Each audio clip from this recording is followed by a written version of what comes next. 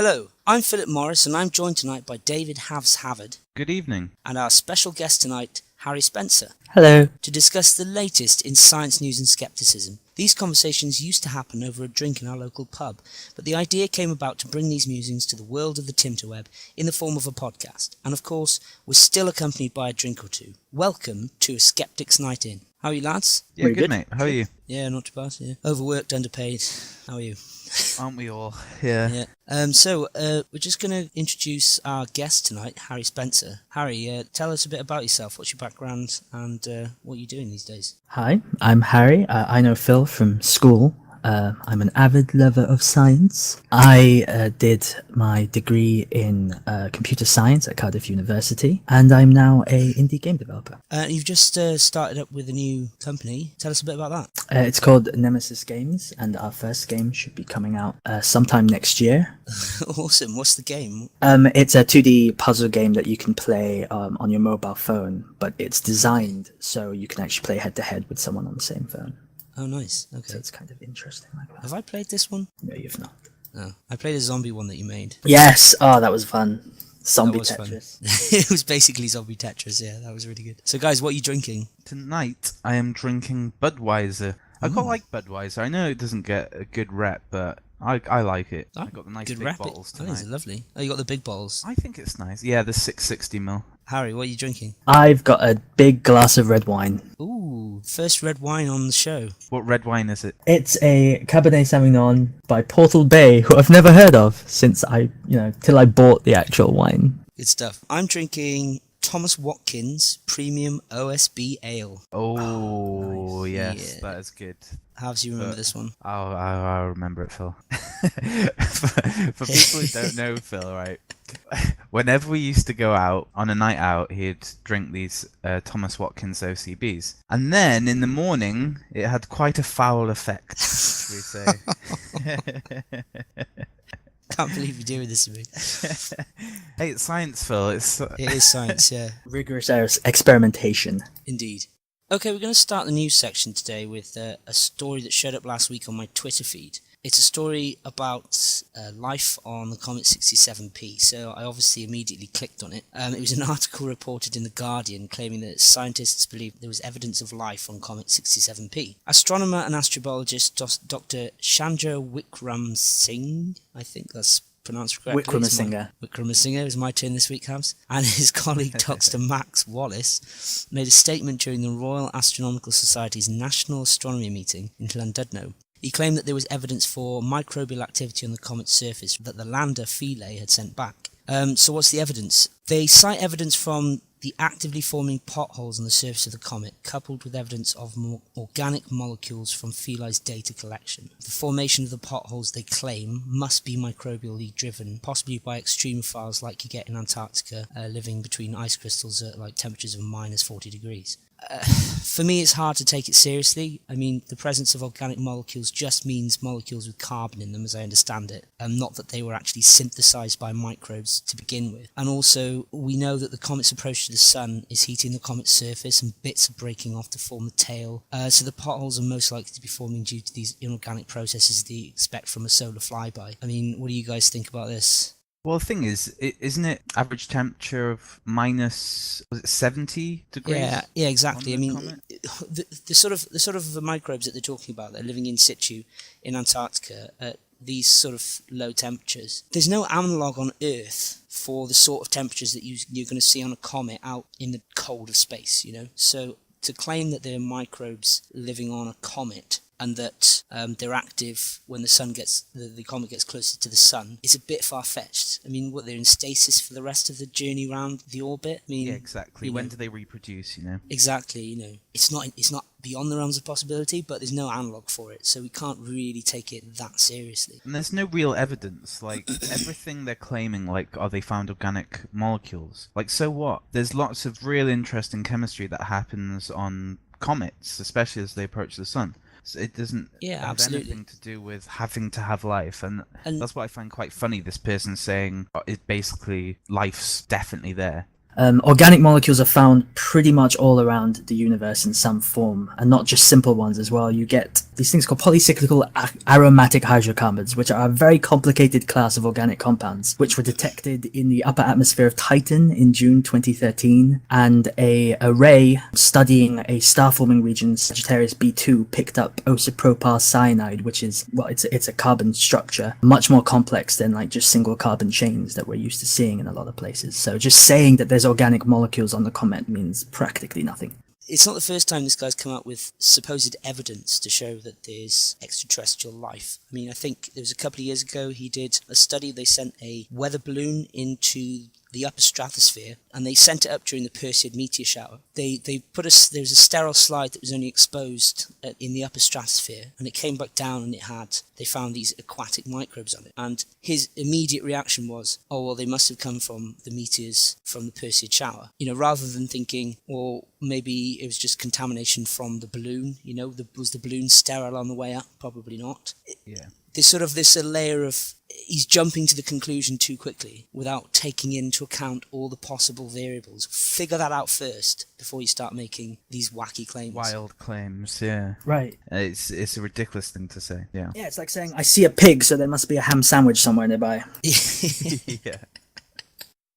So next I'll be talking about the New Horizon probe, which I'm sure we've all heard about because it's been in the media all around the world on basically every media platform going. The New Horizons probe was programmed to gather images and data as it sped past Pluto and its 5 moons, Ron, Styx, Nix, Hydra, and Kerberos. And it was launched in 2006, and in 2007 it slingshotted past Jupiter, which added 9,000 miles per hour to its speed. And then in 2008 it crossed Saturn, 2011 Uranus, 2014 Neptune, and as of July the 14th, at 12:49 British Standard Time, the New Horizons had its closest approach to Jupiter, which was a measly 7,800 miles away from the surface. Wow. And it's taken 9 years. It's travelling at 34,000 miles per hour, and it's travelled 3 billion miles in those 9 years.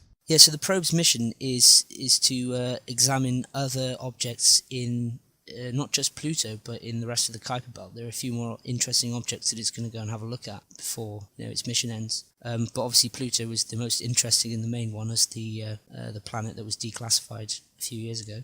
Yeah, I feel sorry about Pluto. I mean, it was always Poor Pluto. Yeah, poor Pluto. It was always a planet when I was in school. The cool interesting thing about that is when Eris was discovered, which is one of the other bodies in the Kuiper Belt, it was actually discovered that Eris was larger than Pluto, which threw into question and started that whole argument about whether Pluto should be a planet at all if just something else in the Kuiper Belt happens to be bigger. But now that New Horizons closer to Pluto, we actually know that Pluto has an extra 50 kilometers on its diameter than we used to think before, making it larger than Eris again. Yeah, but I've read about that. That's fascinating. Yeah. But there are still other large objects in the Kuiper Belt that could be classified as a planet if we hadn't have changed the classifications, right? Yeah, absolutely. Yeah. So we would end up having, like 50 planets in our solar system, which would just be ridiculous. Yeah, isn't I don't know how big it is. Isn't Ceres, the one in the asteroid belts, pretty big as well? Is that the same sort of? Are we talking the same scale? Yeah, here? I believe it's the same sort of thing. Yeah. You need 3 things to be considered a planet. You have to orbit the sun, obviously. You need to be large enough to achieve hydrostatic equilibrium. Basically, you need to be round. Your gravity has basically forced you into a round shape. And the third thing you need is that you need to have cleared the neighborhood around your orbit, which those things haven't done. Yeah, they just haven't done it. Yeah, there's an interesting. I read this a long time ago when I started becoming interested in astronomy. The concept of the later bombardment. So the idea is that Saturn and Jupiter came into orbital resonance with one another, and the gravitational kick that provided pushed Neptune and Uranus out into the Kuiper Belt. And essentially what happened was, because those bodies are so large, they were knocking these comets and things out of their orbits that they were in and pushing the Kuiper Belt out further. But it was slingshotting comets and things all over the solar system, so they were flying right into the center of the solar system, battering into all the large bodies, and that's what caused the later bombardment. So I thought it was a fascinating thing about the early solar system. Yeah, so what have we learned about Pluto so far? So on the approach to Pluto, we can see that it has shades of red and orange, with hints of valleys and mountains and craters. And that was, I think, taken 16 hours before the closest approach, and that's the main image we're seeing all over the news at the moment. And I think, actually, when we're recording, right now, I think NASA are publishing new images of that closest approach. So that'll be exciting. So I'm sure we'll all go and see them after we're done with the podcast. And also, I think, on the approach, I think it was 5 days before the closest approach, the sensors on the New Horizon detected a thin nitrogen atmosphere extending far out into space. And scientists believe it may shed snow, with flakes tumbling down to the surface and then being vaporized back up into the atmosphere. Wow. So even that far out, interesting. Even that far out, Pluto might have like a tenuous sort of atmosphere that has a very thin atmosphere, extending far out into space. Do you suppose the snow wouldn't be water though, would it? It would be some other, like for example on Titan, methane. It's methane, isn't it? So yeah. Well, it could be water. They were thinking that it may be produced from some sort of tectonic activity or something on the surface, and because they've seen that, it has polar caps, they can see that now, and basically this white sheet of ice was changing shape, so it's obvious that something was occurring on the planet. It's not sure whether it's ice yet, but it's just a fascinating mode of discovery. We're here, we're sat here. I mean, most of the stuff that we understand has been discovered, and yet here's this still thing, this body in our solar system that we all know quite well, and we don't know anything about it until we've just sent a probe. It's incredible. Before that, all we had was the Hubble telescope's pictures of it, which was basically just a blob with some sort of brownish blob, wasn't it? I was always interested as well. What about Voyager 1 and 2? I mean, did they not were they nowhere near the orbit of Pluto when they passed, or? Well, I think because Pluto has this weird orbit, it has. If you cut an onion in half, then kind of took the outer layer and turned it by 20 degrees, that's kind of like Pluto's orbit compared to the others. So I think it has to take forward planning, and I would assume that the Voyager 1 spacecraft, it went past basically all the planets, didn't it? Well, actually, if they wanted to send New Horizons out to do a similar sort of thing, like orbit, or be able to actually land on Pluto, it would actually take a huge amount of time. So what they're doing, what this is a flyby, which means they're basically just shooting it like a bullet out into space and hoping that their maths is right, such that they get a window of opportunity so they can see Pluto whilst New Horizons just sort of flies past it. And one of the things that I find most impressive is that the trip took 9 years, 3 billion miles, and they were off by 72 seconds. There were 72 seconds. That is just amazing. That's just mind-boggling. I still like to think that the Rosetta mission is a greater feat. I just think, because it's the European Space Agency, I think. Well, they did land on a comet, which was pretty impressive. Yeah. I mean, it didn't go without its hitches. But, and the comet's a lot smaller than Pluto. Also, I suppose, the path that Rosetta took used, I think, 2 gravity boosts from Earth, a gravity boost from Mars. It went past a bunch of asteroids and did some fun stuff with them. The actual route that Rosetta took was very, very impressive. Well, when Rosetta flew past Mars, there was to change its trajectory, but they were really concerned about it actually hitting Mars, just hitting it instead of just skipping past it. It was very close to the surface, really, was it, when it flew past? So because it has to be close to get that gravity boost. Yeah, but if it's too close, it's going to get a really big gravity boost right into. But the calculations were all correct. Hey Phil, you know what I really want to talk about? What? Pentaquarks. What is a pentaquark? What? I don't know, Harry. What is a pentaquark? Good question. Havz. Damn, that was a good link. That was that was an incredible segue. Can I buy that segue? All right, so Pentaquarks. So Pentaquarks are a little bit complicated. So before I talk about them, I'm going to give a little background on a bit of nuclear science. So back in the day, we used to think atoms were the smallest thing there ever could be. We thought that so much that we actually called them atoms. Atomos is Greek for indivisible. And of course, if you're going to be so full of hubris to call the smallest thing you think there is the word indivisible in Greek, you're going to be wrong to explosive results. and we discovered subatomic particles like neutrons, protons, and electrons. And that was fine and dandy, but then in 1964, American physicist Murray Gell-Mann came up with the quarks model, and he posited that a lot of subatomic particles are actually made of these things called quarks, and so anything made up of those quarks is called a hadron. Well, you might recognize that. Hadrons, right? If hadrons have 3 quarks, they're called baryons, right? They're called baryons, and then that includes what we know as protons and neutrons within that Right. class, yeah? Yes. So there is a class of hadron called baryon, and for the longest time they thought baryons are only baryons because they have 3 quarks. So there's a concept called the baryon number, and what that means is it's a way of counting all the quarks within a hadron and to try and see what class it goes into. So like you said, baryons are hadrons with 3 quarks. Because each quark adds a third, they all add up together, and baryons are hadrons with a baryon number of 1. So that's things like neutrons and protons. Not electrons, because electrons are weird and they don't even count as hadrons. And this was fine. So up until now, adding all the quarks together and getting the baryon number 1 and making that mean baryon, and the fact that there were 3 quarks in a neutron or proton and that made them a baryon, meant the same up until people started considering antimatter. So antimatter, if you're not aware, back in this is the good old days now, at the Big Bang, there was an equal amount of this is like your dad's good old days, right? Back when they didn't even have like electric lights and stuff. I know, right? It was so barbaric. So back in around the Big Bang, there was an equal amount of matter and antimatter, and for some reason, matter won. We don't know why. We still don't know why. We're actually trying to figure out why matter won. And the only reason we call matter matter and antimatter antimatter is because matter was the one that won. If antimatter won, we'd be calling that matter. So matter's good and antimatter's evil, yeah? Well, yeah. If science fiction has taught me anything, then clearly antimatter is the evil twin of matter. Yeah.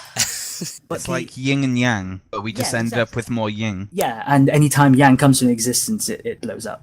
Everything in nuclear science almost everything in nuclear science has some form of anti-version of something. So there's anti-neutrons, anti-protons, etc., and etc. And quarks are no exception. Antiquarks are interesting in that instead of adding 1/3 to a baryon number, they take away 1/3. So there must be baryons out there that are able to actually have more than 3 quarks then, because you can just add antiquarks to balance out more quarks that you add. So there's no physical law restraining hadrons from getting larger than 3 or even more than that. No. So the quark model doesn't care. As long as you can balance out the baryon number to 1, then it's a baryon. If This it's is like 0, then it's something This else. is like in snooker when I was told a maximum break was 147, and then someone said, actually, it could be 155 if there's a free ball at the beginning. Well, hey, it could be bigger. It's just like, what the hell? Adding 3 balls. And Adding yeah, free balls and free balls and free balls. technically infinite, but obviously not feasibly infinite. So What about mesons though? mesons. So mesons have a baryon number of 0, and they are commonly formed from 1 quark and 1 antiquark. So they're not like your garden variety hadrons that are between your neutrons, protons, and stuff. So they do exist, and they have been discovered and experimented on in the Large Hadron Collider, hence the name, Large Hadron Collider. The tetraquark is basically this concept that there could be a baryon out there that has 4 quarks and 1 antiquark. You start with your 3, and then you add an antiquark, that sends it down to 2/3, but then you add another quark and it sends it back up to 1. Now that was postulated to exist in around the mid-2000s. It was 1964 it was predicted. So the model predicts it. But people didn't start looking for it in like the 1980s. Oh no, yeah. So there were tons of experiments done around that period. 10 experiments thought they'd found the tetraquark, but they didn't, obviously, otherwise we wouldn't be here talking about it. There was like problems with the methods they used, right? Yeah. And that the significance wasn't strong enough to really give us any confidence. Basically, a bunch of reviews went through the whole processes and said that, there's too much margin for error.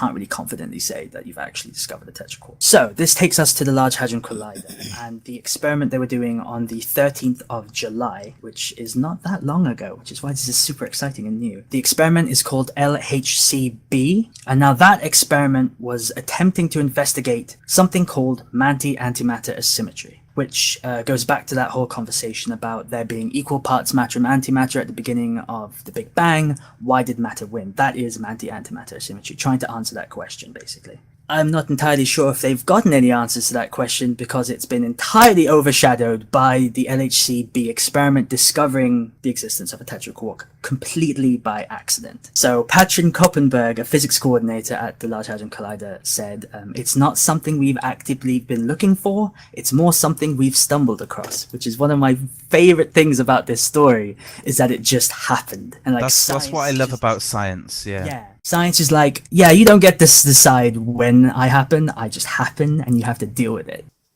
So what does this actually mean? What good is a tetraquark if we have discovered one? And there's a whole bunch of areas that tetraquarks can help in. I'm going to name 2 because a lot of the others use terminology that I probably can't even pronounce. And I well, we have a really good track record on pronunciation on this show, so don't worry. But yeah, so I'm going to pick 2 to talk about, which I think are really interesting. The first thing tetraquarks can help us learn more about is something called the strong force, one of the fundamental forces in the universe. And the strong force is weird in that most forces get weaker the further away the agents involved in that force get. So if you get further away from Earth, Earth has less of a gravitational pull on you, and you have less of a gravitational pull on the Earth. But the strong force, which is used to bind quarks together, actually gets stronger the further away quarks are. It's almost elastic in its nature, but without there being matter to elasticize. So this new particle, this new tetraquark, can teach us a lot about how the strong force works in these exceptional circumstances. Because we've obviously already, tested on things like neutrons and protons and whatnot. But this fantastical new particle can teach us a lot about the strong force. And the second thing I think this can actually teach us a lot about is neutron stars. And I bloody love neutron me too. stars. Neutron stars, they're so cool. Well, you'll also think they're the coolest thing. I think pulsars, the different class of neutron star, they're my favorite. So neutron stars are the densest, smallest, and in my opinion, the weirdest stars in existence. Isn't it true that if you have a thimble full of a neutron star, it'll weigh as much as Everest or something? Is it Everest? Yeah. Jesus. The escape velocity to get from the surface of a neutron star away is about 40% the speed of light. And neutron not stars... that fast then. Not that fast. Oh yeah, not that fast. Only 40%. Just 40% of it. So how does a pentaquark inform neutron stars? It seems weird that something so small could teach us about something so massive and dense. And that's because one of the classic things neutron stars are known for is that they are observed to emit pulses, like you said, Havz, of radio and X-ray emissions. These emissions were actually originally thought by some to actually be signals because they're just that's just how intermittent they are. It's believed that these pulses emanate from particle acceleration events at their poles. So understanding a lot more about tetraquarks can help us understand more about those particle acceleration events, because tetraquarks aren't exactly the most stable of particles. They're actually more of a intermediate stage in the sort of decay process that occurs during a collision. If we learn more about that step and whether or not a tetraquark, fulfills certain conditions, we can actually learn more about how neutron stars emit pulses. So I'm really excited about all this pentaquark stuff, but I think I have to temper my excitement with a bit of skepticism, because there have been false pentaquark reports in the past. There's been tons of them. And even if this was a real success, the accidental nature of the discovery means it might be extremely difficult to actually reproduce the results on purpose. However, Guy Wilkinson, the spokesperson for the LHC-B experiment, said, "Our experiment is beautifully designed for understanding these sorts of things. We have the perfect microscope for looking more closely. This will certainly not be the last pentaquark discovered."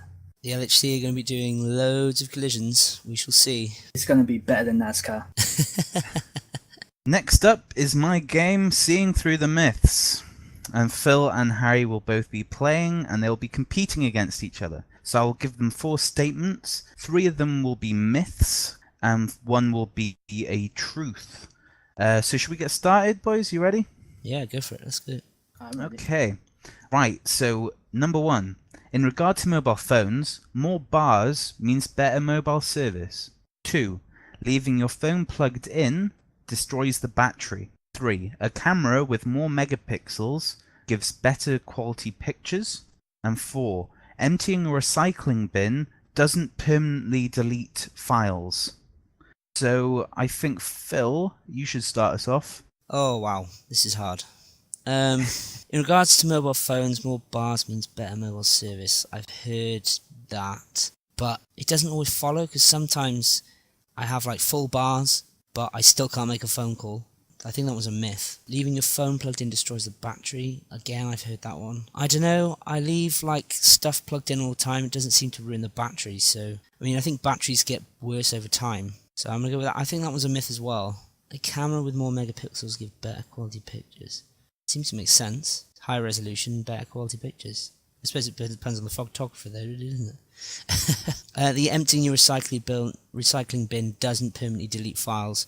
Yeah, I think that's probably true, because you can recover stuff, can't you? So I'm between 3 and 4 here. I'm struggling a bit between these two. I think because number 3 is so intuitive, I'm going to say it's a myth. And I'm going to go with number 4. Emptying a recycling bin doesn't permanently delete files as the truth. Okay, Phil's chosen number 4, so next, Harry. Oh, this is tough. Alright, so yeah, this is a toughie.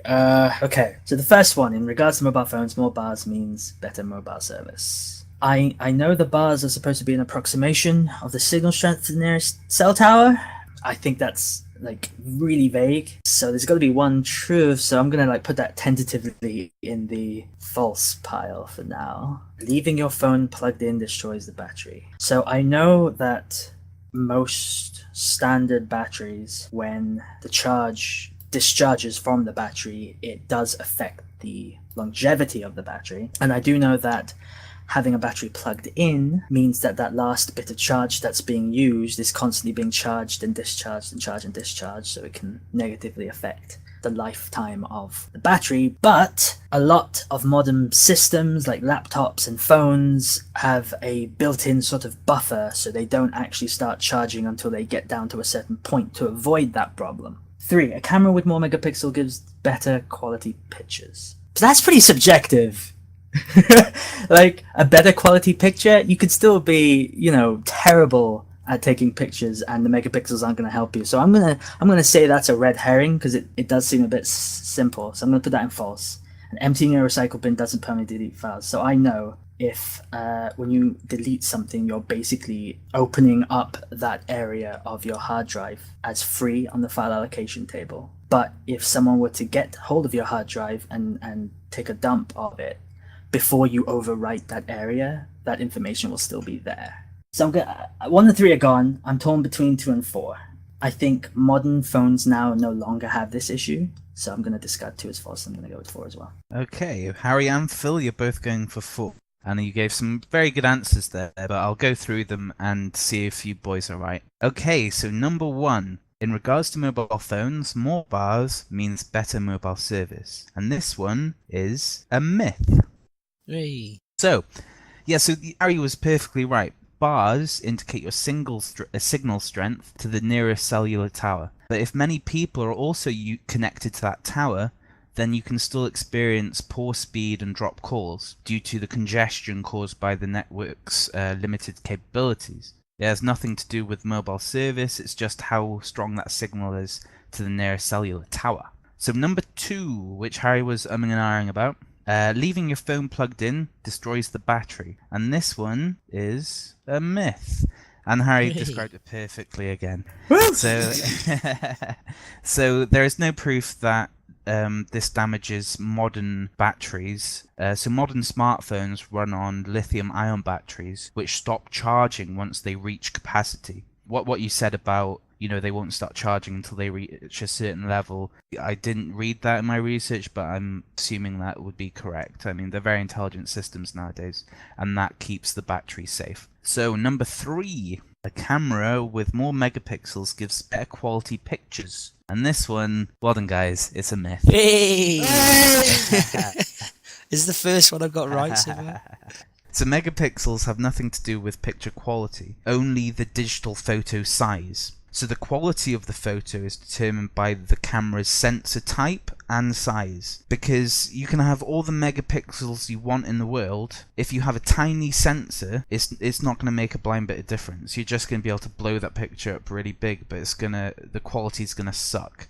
So finally, 4, the one you got correct, was emptying your recycling bin doesn't permanently delete files. So yeah, so when you delete something from your trash, it only frees up the space on the hard drive, which leaves fragments that could theoretically be retrieved.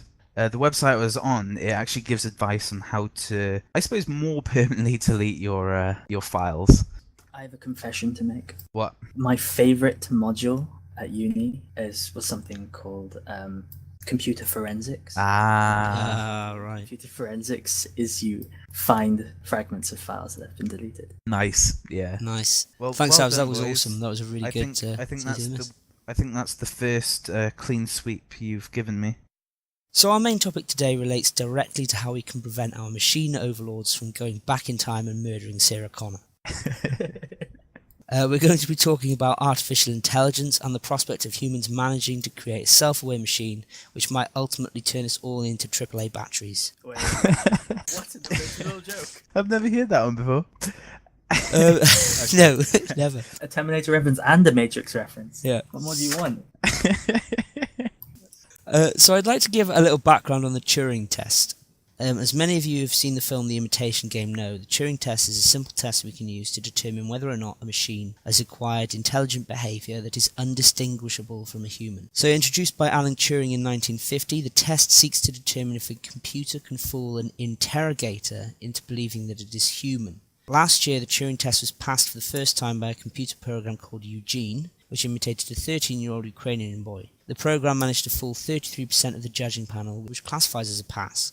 So what do we think about the Turing test? Bollocks. Well, I like the Turing test, but that's not the Turing test. The test this 13-year-old Ukrainian boy or whatever passed, that's not a pass for me. The Turing test was originally devised so that you would find it indistinguishable from a human to a machine. And for me to cheat, saying, oh yeah, he's 13-year-old, he's Ukrainian, it's English is not his first language, Right, yeah. it's cheating in my eyes. If you have to add qualifiers to it, it kind of takes away from the spirit.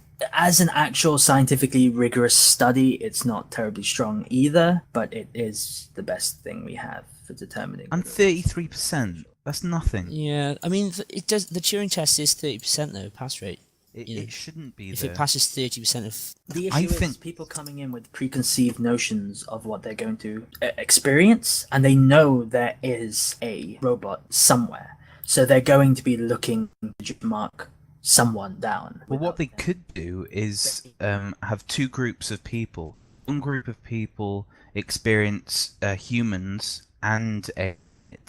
Then you can compare those groups to see how much influence there is just being told you're going to be given. No, like a control group would go miles towards making this. Yeah, exactly. And then it'd be a hell lot more accurate. And for me personally, I think the Turing test should be everything. Looking human and engaging in conversation face to face. This is what we were talking about earlier, because we both love the film Ex Machina. They sort of attempt to expand what the Turing test is to show more sophisticated artificial intelligence rather than just can a chatbot fool a bunch of people. Yeah.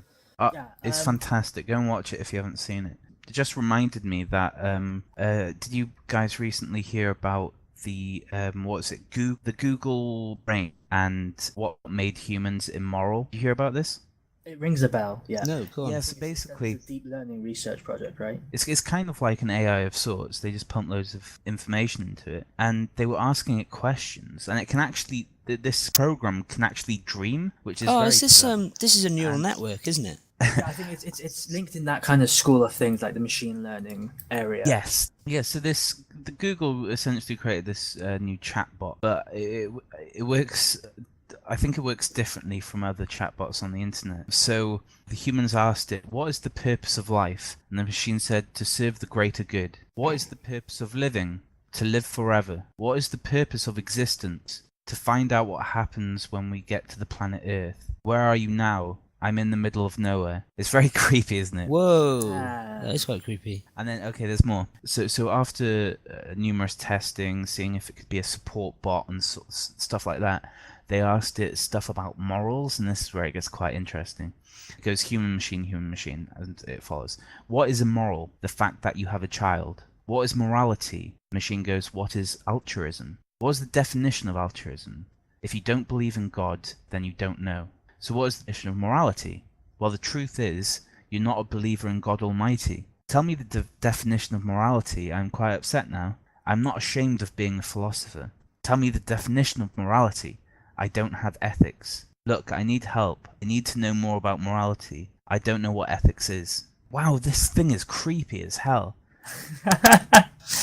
I mean, I think that says more about human pattern recognition than it does about the. Yeah, exactly. I mean, because these answers have come from the net and people's use of Google and things, isn't it? So when it starts talking about God and morality, it's talking then about the number of hits and things and sites on Google that are talking about God and how atheists have no morals or whatever, I suppose. I mean, it's very, very sophisticated, because most chatbots, I did this whilst I was doing my degree, and what you'd program in keywords in what someone's typing in, and then you'd write an answer to those specific keywords, and then you just write hundreds of these until you can create something that can talk back to you. Yeah, what this is doing is very different. Yeah, I think it's using. I think it's. This is a neural network essentially. This is essentially what's going on here. It's using the internet. It's using Google to come up with these answers based on all the stuff that we're typing into these search engines. Exactly. So, yeah, it's using a wealth of information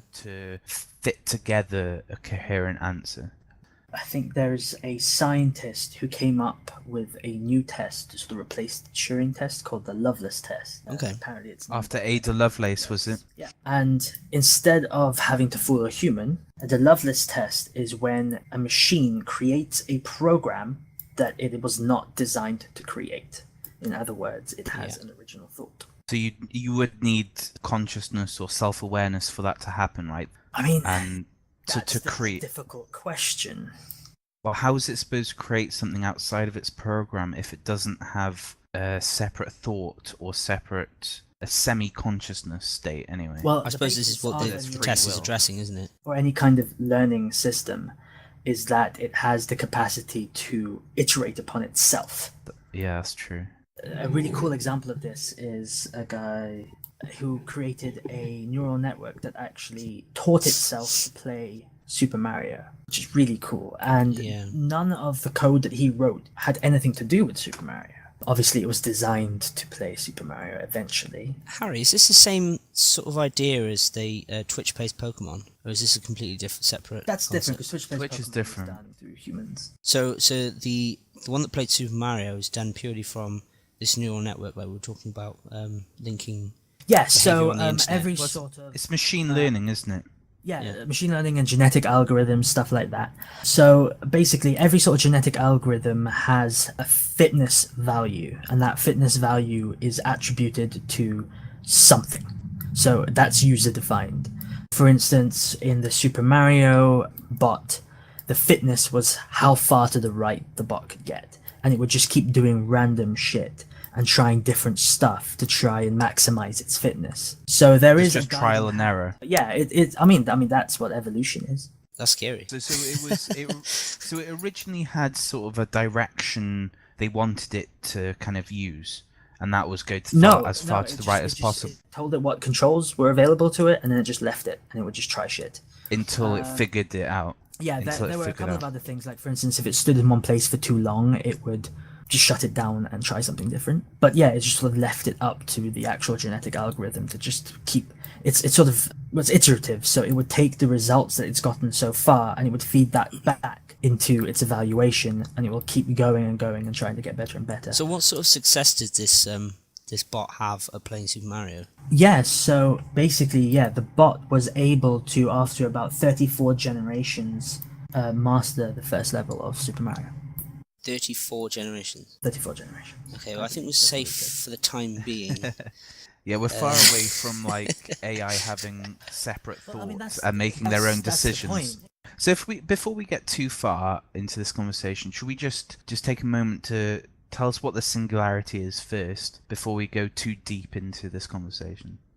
So the singularity is this concept where at some point in time, a machine is able to reproduce another machine that is able to then further reproduce more machines. Right now, we produce machines. We produce artificial intelligence that follows criteria that we propose. But the singularity is the point where AI is able to develop itself. And then from that point on, it's kind of arbitrary, because that will just keep happening. Generation after generation. Yeah, ideally, yeah. There will always Yeah. be individuals in each generation that are just useless.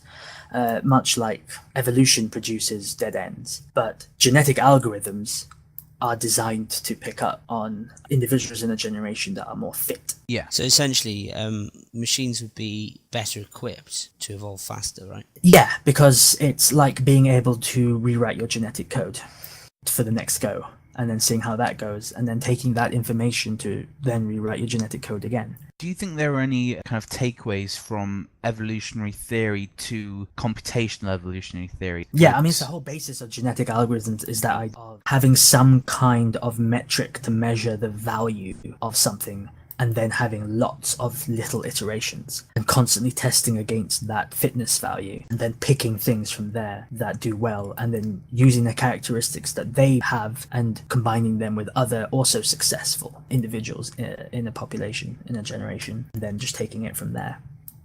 So, because obviously our human consciousness and thought is brought from genetics, you know, it's always nature-nurture, isn't it? So there's always environmental things that help us learn. Is that the same, do you think, with AI? Like, can you just, like, program them at the beginning to just be super intelligent, or do they have to go through this long period of learning to gain the necessary skills to become... Would it more necessarily be a efficient long AIs? period of learning for a computer? If you've got, like, for example, a neural network like we're talking about before, I think that's more or less what they used in Ex Machina to create the brain. It was like a neural network from, I think they called it Blue Book at the time. Yeah, but like, yeah. it wouldn't necessarily like have to Google learn or all that much, because it'd already have that information in place, Available because to it's, it, yeah. it's a neural network. I think there is a distinction between information and intelligence, and there is even a distinction between having information and having knowledge. Oh yeah, absolutely. I mean, it's the idea that there's a difference between knowledge and wisdom. Like, knowledge is knowing that a tomato is a fruit,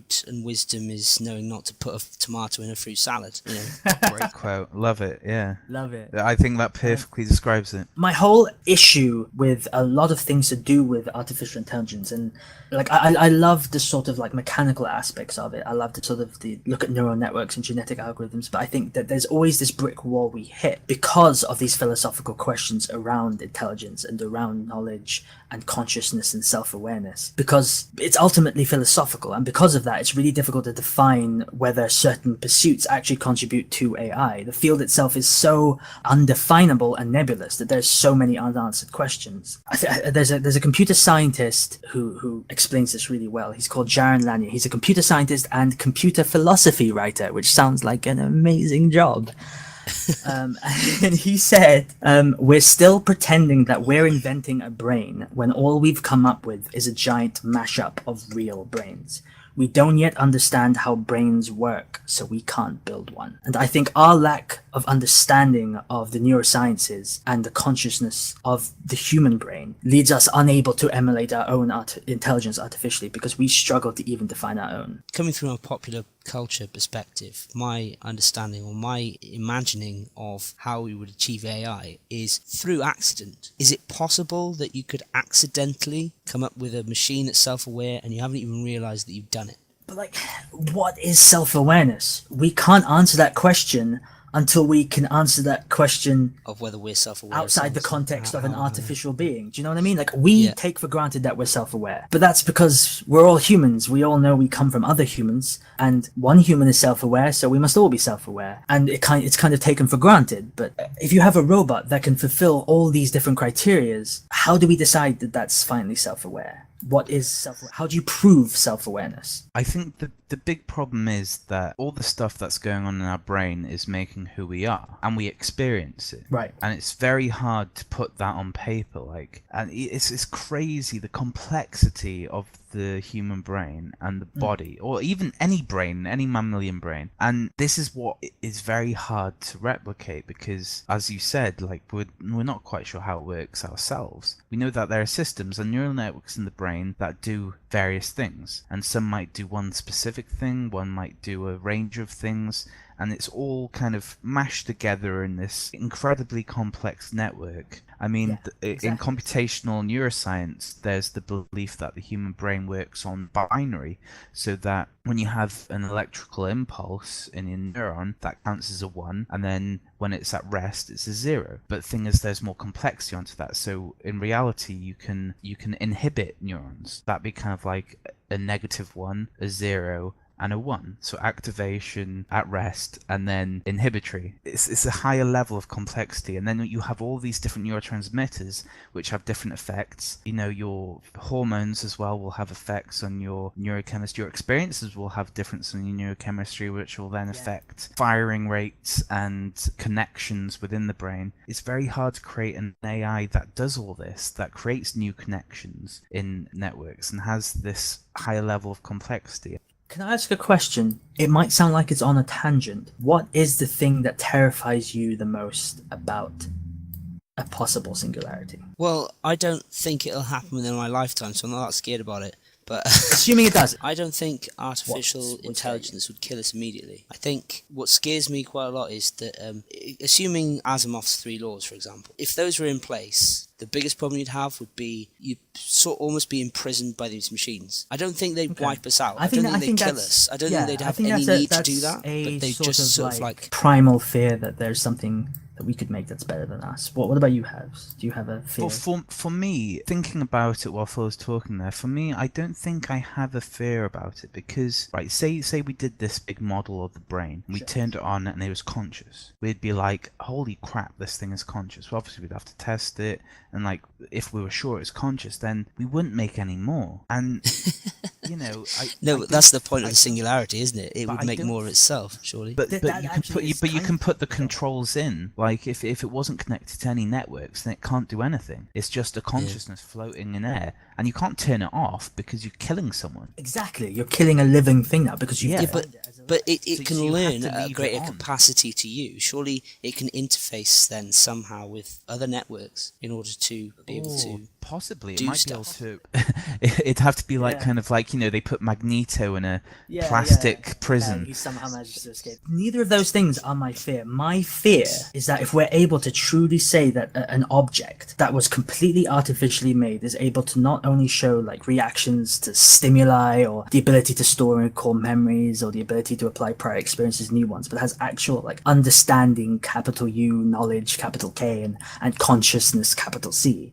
What does that say about the human soul? Because there's that. I mean, I think that's a big elephant in the room when talking a lot about artificial intelligence. Is that there's this question we are not even sure we want to answer, because throughout history we've been the only self-aware sentient organism on the planet, and we feel special. And if an artificial being ever came into existence that proves that we're just biological machines with no spirit or soul, and that that creates so many horrible thoughts. Like there's clearly no afterlife, because there's no afterlife for a robot. Why would there be? So there should be no afterlife for human beings. We're just biological machines. We are no more or less special in the universe than a rock or a grain of sand. Can we say that we're not special? The chances of there being life in this galaxy that is as intelligent as us is pretty slim. I mean, we can say we are special just because chances of us actually happening are very slim. I think there's still... The problem is, for religious people or for spiritual people, I think if we did manage to make conscious AI, it would be heartbreaking for them, I suppose. They wouldn't know what to do themselves. I think you're right in the money there. So now we come to the part of the show that I call What's the Cost? I've got 3 items, and my friends here have to decide which one costs the most and which one costs the least. So I've got a theme this week, guys. It's instruments, not necessarily scientific. I was going to say scientific instruments, but right, so the first item this week is the cost of a state-of-the-art 3 Tesla MRI machine. Number 2 is the cost of an M1 tank. And number 3 is the cost of the Lovell telescope at Jodrell Bank. Havz, do you want to kick us off? Oof, yeah. I have worked with MRIs before, and I know they are pricey. Are we talking about the original cost? We're talking about the cost to buy a state-of-the-art one. Just to buy one, okay. 3T. Okay, 3T is going to be cheaper, but most hospitals use 1.5, I think. Some may use 3T, but 3T and 7T are normally used in research. So that, maybe 5 to 7 mil. No, I'm going to go 5 to 10 mil for that. I just don't know enough about tanks. I wouldn't see them being more than a few million, although there is a lot of technology in there. A lot of material. Maybe that'll be 3 to 4 mil. Okay. And then the Lovell telescope. Thing is, I don't know whether that's new or old. This is hard. I hate it when you've got a time element in there as well. So the most expensive, I'll go for the state-of-the-art 3T MRI suite. And then second, I'll put the Lovell telescope, which will probably be a little bit less. And then third, cheapest, the M1 tank. Okay, Harry? So we have an MRI machine, which I know nothing about. I know what MRI machines do, but I know an M1 tank was they're Abrams. They're fairly modern tanks. They have been updated. So is this a modern Abrams, or is this like a modern Abrams tank? 20th century Abrams. Yeah, it's a modern Abrams tank. Okay. The Lovell telescope, it's land bound. It's one of the big dishy ones. Yeah, that's right. It's not a space telescope. So that makes it cheaper, I think. Generally. I know MRI machines are expensive, but I do think tanks, especially a modern AMS, is more expensive. I definitely think the Lovell telescope is the most expensive. Havz, you're going for the most expensive being the MRI machine, followed by the Lovell telescope, followed by a tank. And Harry, you're going for the telescope, followed by the tank, and the cheapest being the MRI machine, yeah? Yes. Well, I've swept you again because you're both wrong. Sorry, guys. The most expensive in this list was the M1 tank at $4.3 million US dollars. That makes me so depressed that the tank costs more than a telescope. Costs more than a telescope. But the middle one is the MRI machine. So the MRI machine is $3 million, which means that the cost of the Lovell telescope, now I converted this from pounds to dollars. The cost of construction of the Lovell telescope at the time of construction was £700,000.